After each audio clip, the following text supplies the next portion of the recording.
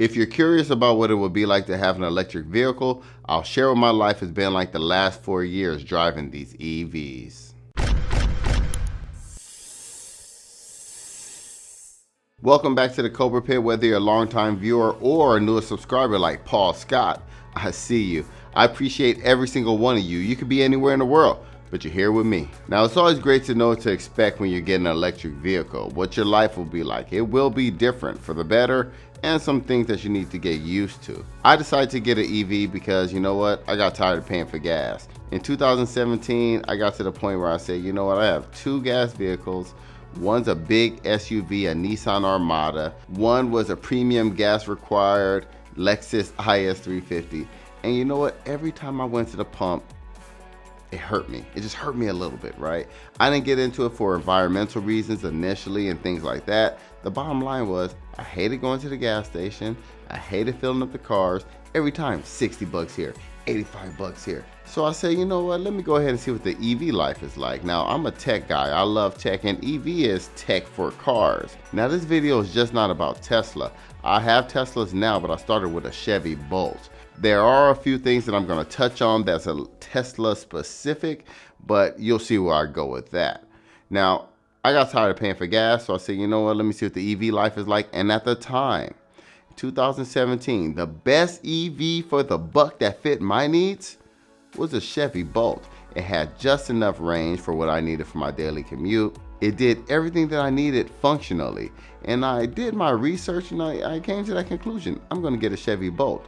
I wasn't looking at Tesla too much, but I was interested in Model 3, but that wasn't really obtainable at the time. Now I decided to lease it for 3 years, so I didn't know what life would be like having an electric vehicle. Now this gave me 3 years to really understand, is this something that I want to get myself into?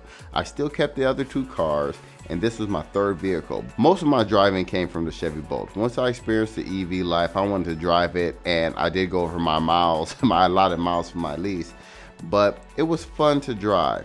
I had it, and I drove it to work and back, and anything I had to do after work, whether it be shopping or taking my kids to sports, I was able to do that. I had 238 miles of range, which was perfect for me. Now, the Bolt didn't have the flair of the Teslas, or it didn't really have the sexy look that a lot of people love, but I just wanted to see what life was like. You'll be surprised how many people came up to me and asked me so many questions about it. What's it like? Did your electric bill go up? Which it did. And now, especially that I have 2 EVs, my bill is higher, but it's still not as much as gas. But we'll touch more on that later. But so many questions, people come up to you, nice car, tell me about it. Maybe that happened more then because electric vehicles were still new to people, right? They didn't know too much about it, so many people asked me questions about it. So when I had the Chevy Bolt, I did have the regular 120 charging, which was very slow, about 3 to 4 miles per hour. I did have 3 vehicles, so when the Bolt wasn't charged enough in the morning, I was able to take another vehicle. Now this was kind of like a backup. Remember, this was a test run. If you do end up getting an EV, I highly recommend you get a fast charger. You may be able to squeak out with the slow charging 3 to 4 miles, but if you get a fast charger, a 240 outlet or something like that, you can charge up to 32 miles, 28 miles, depending on your vehicle. But that will help you out. If you're in a crunch and you need a quick pick-me-up at home, you can plug it in for an hour and probably get to wherever you need to go for that moment. But the convenience of charging was huge. Knowing that I can come home, charge it, didn't have to go to the gas station, even though it's a 5-minute stop to fill up. Just knowing at the end of my day, I get home and I plug the vehicle in, you don't have to worry about it again.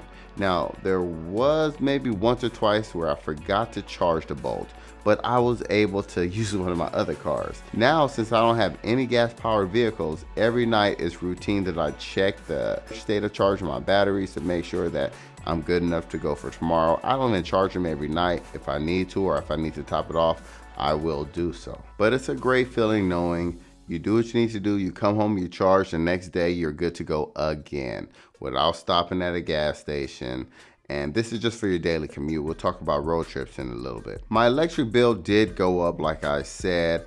I do have different calculations for it, but remember, I didn't charge every day, but it was far less than I paid for gas. Now, I will say that coming out of the electric bill in one lump payment is a little easier to digest than stopping at the gas station and dropping $80 or $65, whatever it is, right?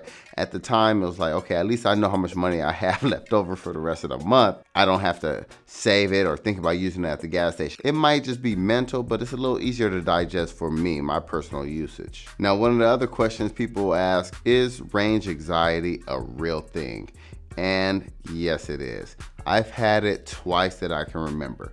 One time in a Chevy Bolt and one time with my Tesla. The time that I had range anxiety with the Bolt, I was on my way home for work, and there's a charging station at the mall that's free.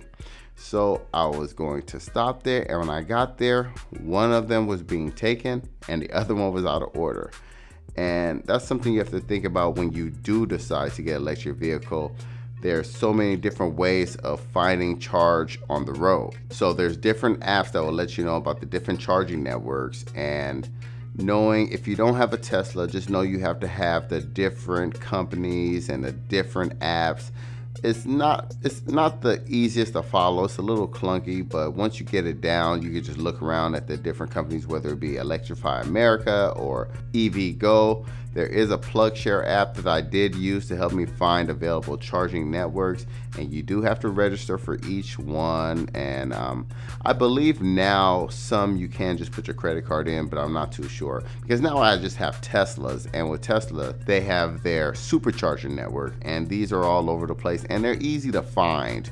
You could just punch it into your navigation, it'll show you the most nearest one and how many available charging stations there are. So it's a little different, but when it comes down to it, I was driving home and I planned to stop at that mall to charge, and I couldn't charge. So I could have waited it out and wait for that car to leave and pulled in and charged, but I decided to try to risk it and head home. I can't remember exactly the mileage I had left, but it was just enough to make it home, and I said, let me see what happens. Remember, I can't just stop at any gas station. And I could have looked through the apps and found another charging network somewhere, but I said, let me just see how accurate this is. On my drive home, at a certain point, the mileage went away. It said charge soon, and I was getting a little nervous. I was maybe 4 miles away from home, and I didn't know if I was gonna make it or not. I called my wife, I turned the air off in the car, I rolled the windows down, and I was talking to my wife saying, hey, I might need you to come save me. I might need you to come save me. Luckily, I made it home, and I said I'll never do that again. But it happened again with the Tesla Model 3 on my way home from Vegas. Now, the Tesla told me I had enough range, but I started to get nervous because I started doing the calculations, and I said, I don't know if I'm gonna make it. I'm gonna trust that it's gonna get me to the next supercharger, and here's what happened. We were on a decline coming down the mountain, and the regenerative braking of the Tesla actually helped generate a lot of energy, which enabled me to make it home safely. Now, when it came to range anxiety, it was just the thought of, I don't know if I'm gonna make it. With the Chevy Bolt, I was really worried that, hey, I wasn't gonna make it. But I did trust the Tesla network, and maybe if the conditions were different, that's something else you have to think about. I live in Southern California, it doesn't get too cold, and in colder climates, colder temperatures, or even in very hot temperatures where you have to have the AC going, you can expect a big decrease in your mileage. Some of the newer EVs have heat pumps that will help this out a lot because it's a separate system that will generate heat for the cabin and things like that, but that's something to find out before you buy your EV. So charging on the road was a struggle for the Chevy Bolt just because of the different charger networks and the limited chargers at the time. I'm not too familiar with the infrastructure now, but I can only imagine that there's more chargers out there for different networks. And there's a report that Tesla will allow other car manufacturers to use their superchargers. So that just opens it up for other cars, which is great for people that just want an EV and not Tesla and not have to worry too much about the charging infrastructure. I've only taken a few road trips in a Bolt, and I never really felt comfortable doing so. When I drove the Tesla, I've taken 4 to 5 road trips to Vegas, to Arizona, and just having that confidence of the supercharger network made me feel like, okay, I can make it. And again, this is not a comparison of Tesla versus any other car manufacturer. It's just something to note when you think about if you want to take your car on longer road trips or not. But you will get to the point where you learn to trust the estimated range that it displays in a dash, and you'll be able to know how much you can play with here and there, whether it be 5 to 10 mile grace period and things like that. So you'll get pretty familiar with that. One more thing with road trips, you just have to change your mentality around them. Typically, if you have an ICE vehicle or an internal combustion engine vehicle, you know that you can make it on a long road trip with a few stops for 5 to 10 minutes to do a quick fill up at the gas station, grab a quick bite to eat, and you're on your way. In an electric vehicle, you need to plan around your meals. That's what we've done. So we know we're gonna stop to use the restroom and eat. So most of the chargers are near areas where there's food.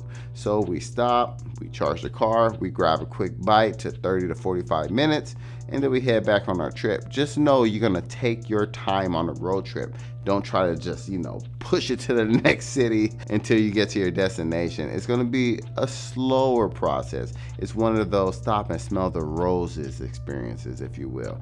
Just know going in, it's gonna be different. Now, I haven't talked about the performance at all. You may be very familiar with people saying how quick these cars are. Whether it's the Chevy Bolt or any of the Teslas, they all have that instant torque. Some are faster than others, but in my Chevy Bolt, I was able to maneuver to get out of harm's way because you know what? It's a small car, it's a zippy car, and no, it doesn't have a fast top speed, but just knowing that I need to get over there now, for safety reasons, and you can do that. Whether it's a Bolt or a Tesla, it doesn't matter, but you will definitely feel the exhilaration from flooring it and punching it and just getting where you need to be. And you'll get used to it after a while, but something that may take a little bit of time is the regenerative braking. And most vehicles do this with one pedal driving. You accelerate, and when you take your foot off of the accelerator, the car slows down. Now, I would say 90% of the driving I do is one pedal. I rarely use my brakes. When I do, it's like something happens abruptly in front of me where I need to stop suddenly, and I don't have to use my brakes very frequently, which in turn will make your brakes last longer. When I returned my Chevy Bolt after the 3-year lease, my brakes look brand new. That's after 3 years. As a matter of fact, I didn't have to pay for any services for the Chevy Bolt. Now, they do recommend you get a checkup or a service maintenance schedule, service maintenance, and they will top off your fluids. But besides that, and I didn't do that. Besides that, there's nothing to do.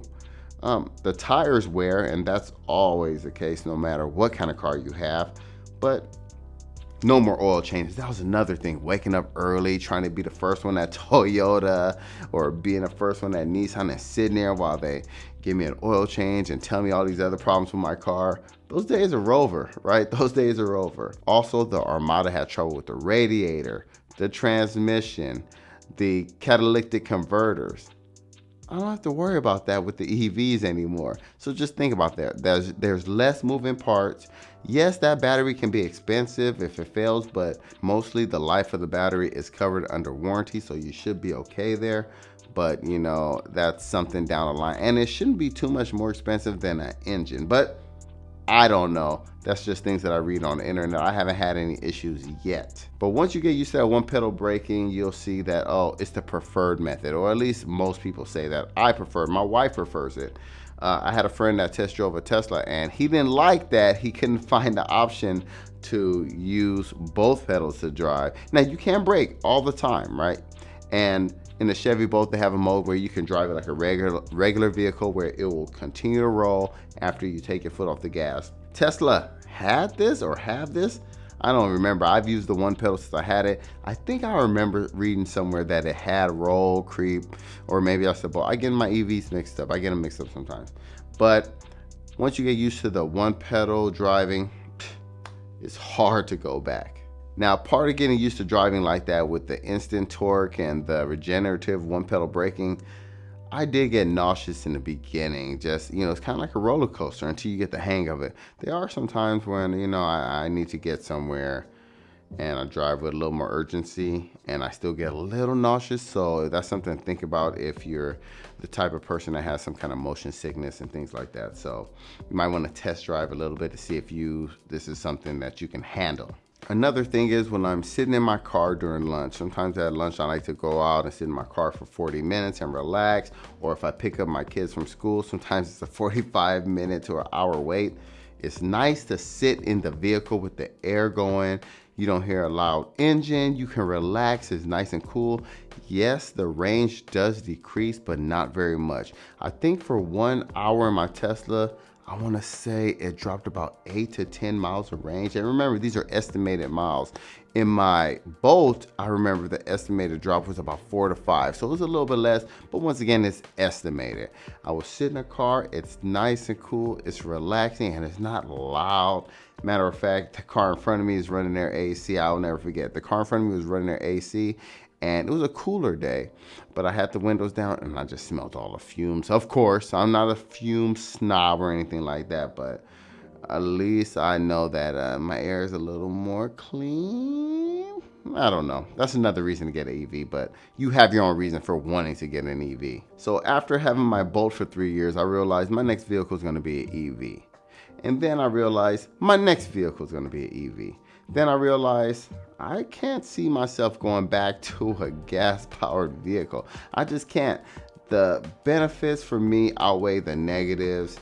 And this is something that I feel like, was really a game changer for my family, knowing we don't have to go to the gas station anymore, no more oil changes, the brakes last longer, and just coming home, charging the car, not worrying about it. Some of the electric vehicles have software updates that makes the car, feel a little fresh, a little new, but overall, it's no going back.